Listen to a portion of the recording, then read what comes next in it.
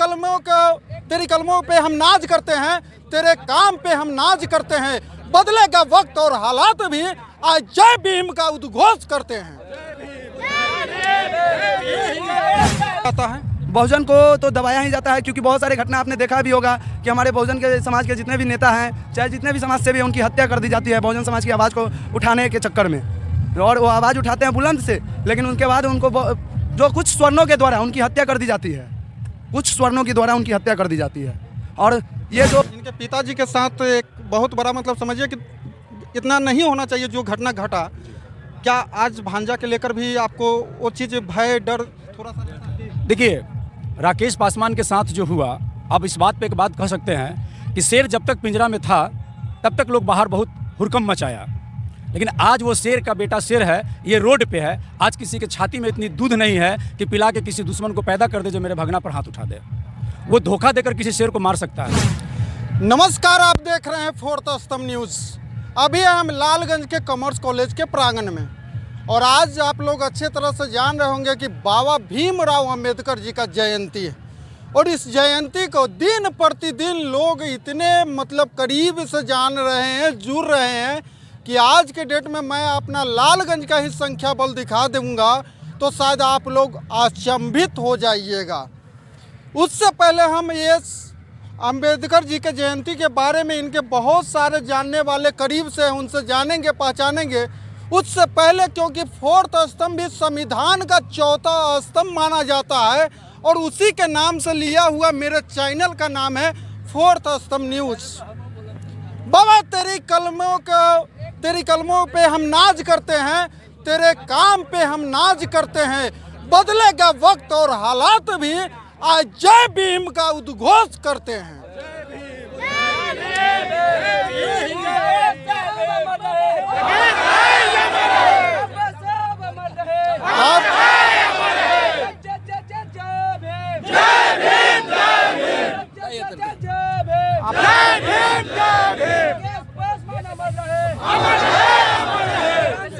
अमर रहे, बाबा साहब अमर रहे, जय जय जय जय जय भीम।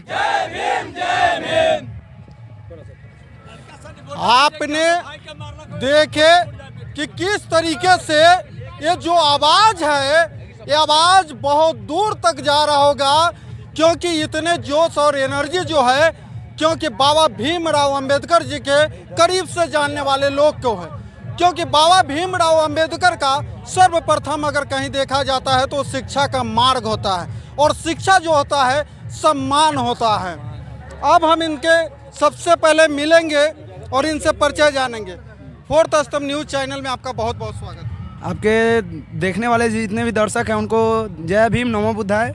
और आज आप लालगंज की धरती पे आए हैं बाबा साहब के 134वें जयंती पे, इसके लिए आपको भी बहुत बहुत धन्यवाद। धन्यवाद आपको भी। क्या आपका परिचय हुआ? मेरा नाम ऋतिक रोशन हुआ, मेरा पिताजी का नाम अमर शहीद राकेश पासवान हुआ।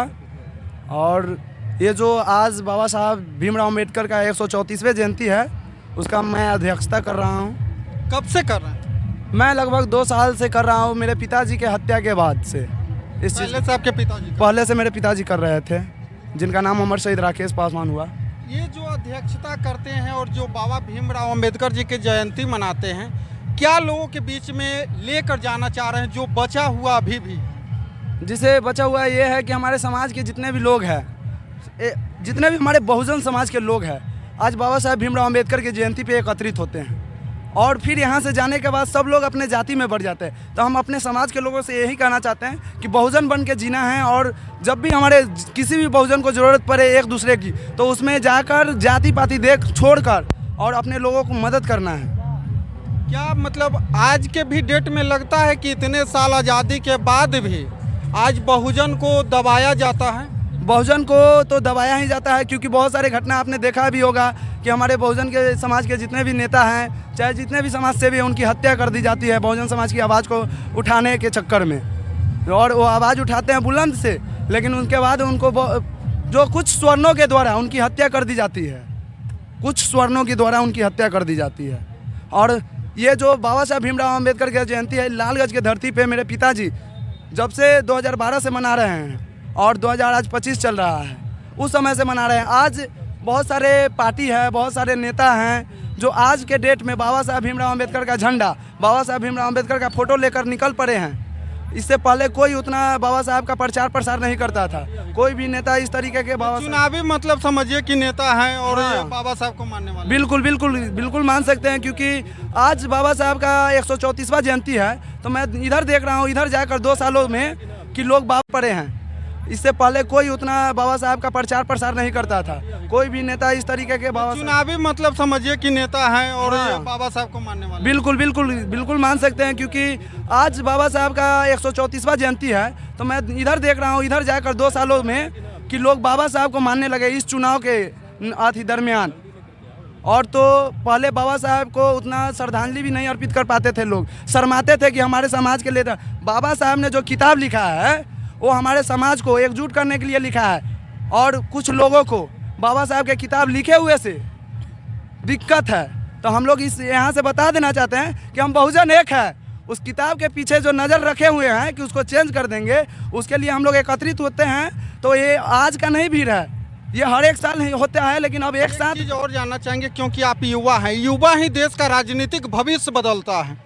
और बहुत लोग युवा बन के आए, राजनीतिक में ढुके भी और बाद में वो सत्ता में जाते ही बदल जाते हैं। तो एक चीज़ जानना चाहते हैं कि आपका ये प्रयास से क्या लग रहा है कि ये जो आप लोगों से चुने जाते हैं, आप लोगों का वोट बैंक ले लेते हैं, उसके बाद जो है आप लोगों को यूज करके बाद में छोड़ देते हैं, उन लोगों के लिए क्या संदेश देना चाहिएगा इस भीड़ से?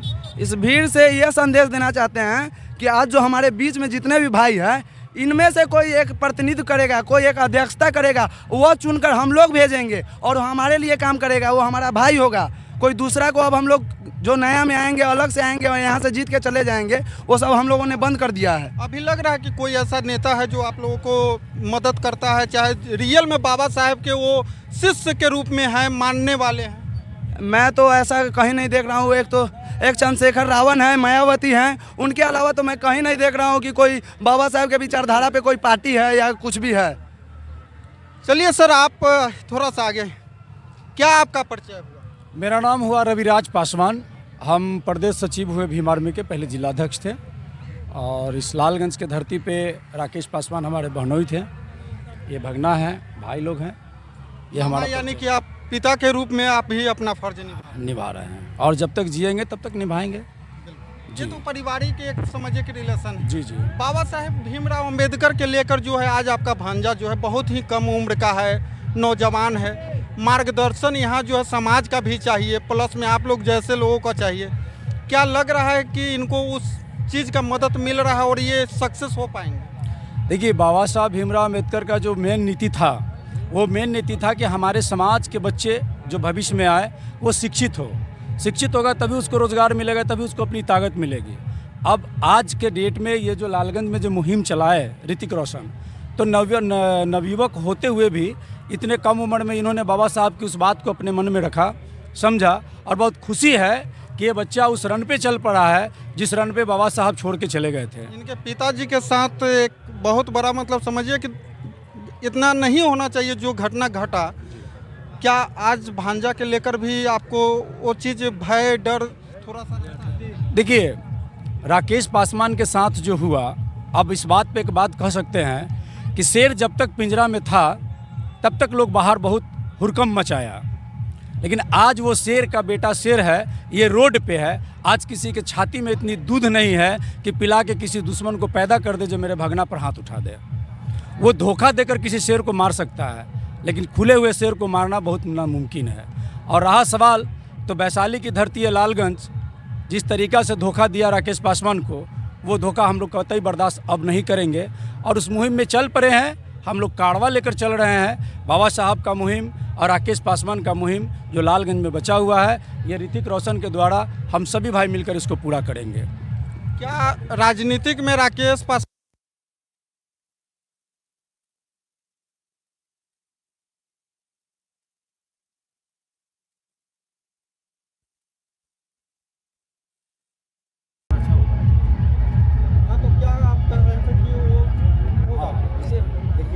हर एक समाज सेवी का सपना होता है कि हम समाज का सेवा करें, तो हमारे पास वो भी पावर मिले जिस पावर से उससे ज़्यादा हम सेवा कर सकें। तो राकेश पासवान जी सपना देखें लेकिन चलिए कुदरत को मंजूर नहीं था, लेकिन उन्होंने अपने घर में ऐसे नेतृत्व को करने के लिए छोड़ गए हैं जो रिश्ते में हमारी बहन लगती है।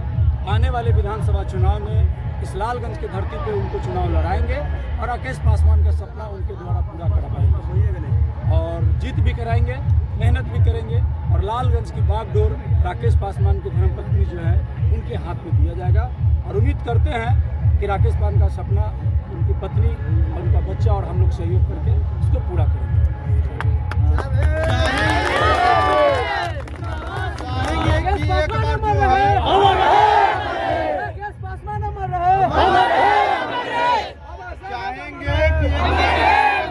पूरे तरह से घुमा दीजिए, ये कारवा जो है दिखा दीजिए, क्योंकि बाबा साहेब भीमराव अंबेडकर जी को मानने वाले, साथ में राकेश पासवान जी को मानने वाले कितने यहाँ पर है और संख्या बल में है, और भी संख्या बल आ रहा है।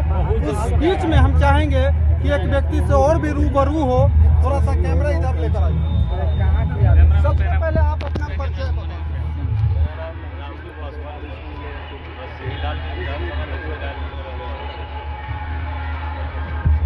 क्या मतलब आज आप लोग उद्देश्य, क्योंकि आप काफी ही इसमें लग रहे हैं गार्जियन स्वरूप में, क्या लग रहा है इस उद्देश्य को कितने दूर तक और कितने कम समय में ले जाइएगा? देखिए, सबसे पहले तो मैं आपके चैनल को बहुत बहुत धन्यवाद देना चाहता हूँ। धन्यवाद। और मैं थोड़ा सा समय में मैं अपने पूरे बहुजन समाज के लोगों को मैं ये कहना चाहता हूँ कि सबसे पहले हमारे डॉक्टर बाबा साहब भीमराव अम्बेडकर, जो उन्होंने बहुत कष्ट करके और जो संविधान लिखे, कानून लिखे, उसका मुख्य उद्देश्य उनका क्या था? तो सबसे पहले उनका मुख्य उद्देश्य था कि ऐ मेरे बहुजन, ऐ मेरे पिछड़ा, ऐ मेरे दलितों, सबसे पहले तुम शिक्षित बनो। वो पुजारी कलम और किताब के थे, वो के थे। इसलिए मैं पूरे बहुजन समाज और दलित समाज के बच्चों और पूरे समाज को मैं आपके माध्यम से कहना चाहता हूँ कि वो सबसे पहले शिक्षा के प्रति जाए, क्योंकि सबसे पहले शिक्षा, उनका कहना था कि मेरा समाज पहले शिक्षित बनो और आपस में संगठित हो और उसके बाद अपने अधिकार के लिए लड़ाई लड़ो।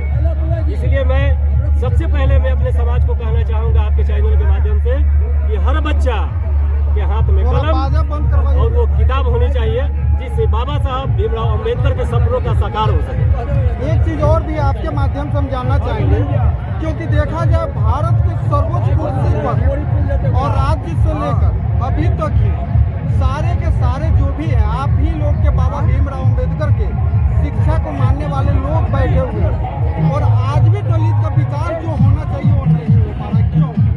इसका मुख्य कारण है कि मेरे समाज का लोग शिक्षा के प्रति नहीं है। जब मेरे पास शिक्षा होगा, बाबा साहब डॉक्टर भीमराव अम्बेडकर कहा करते थे कि जब आपके पास शिक्षा होगा, आपके पास डिग्री होगी, तब आप कहीं जाके लड़ाई लड़िएगा। शिक्षा आपके पास होगा, आपके पास में डिग्री होगी, आपस में एकता होगा, तब आप दिल्ली के लाल किला पर भी झंडा फहरा सकते हैं। इसलिए सबसे पहले शिक्षा जरूरी है। इसलिए आज मेरा समाज वहाँ तक नहीं है, उसका मुख्य कारण है शिक्षा। नहीं, हम क्या कहें, अभी जो है सर्वोच्च कुर्सी पर प्रधानमंत्री से लेकर राज्य तक बैठे हुए हैं बाबा साहेब के परिवार में, वो आज शिक्षा के कारण वहाँ से वंचित है मेरा समाज। चलिए आपने देख रहे हैं